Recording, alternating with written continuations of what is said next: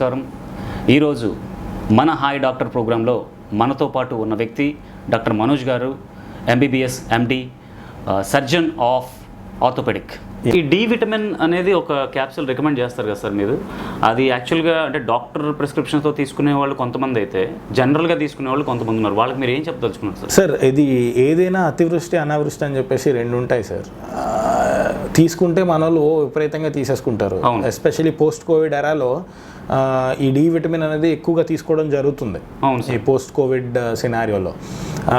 కానీ దానికి ఒక రెగ్యులరైజేషన్ లేకుండా, దానికి ఒక ఇది లేకుండా ఓవర్ ద కౌంటర్ మెడిసిన్స్ తీసుకొని చాలామంది ఇబ్బందులు పడుతున్నారండి. సో డి విటమిన్ ఎక్కువ తీసుకున్నా కూడా అది టాక్సిక్ లెవెల్స్ అనేవి పెరిగిపోతాయి అనమాట. మన డి విటమిన్ మనకి మినిమం 30 ఉండాలి అండ్ మ్యాక్సిమం బిలో 100 ఉండాలన్నమాట.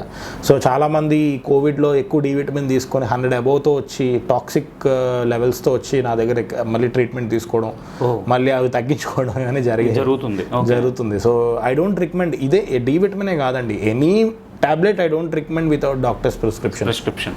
కంపల్సరీ ఒక డాక్టర్స్ ప్రిస్క్రిప్షన్ ఉంటే మీకు ఏది మంచి ఏది చెడు అనేది మనకి తెలుస్తుంది.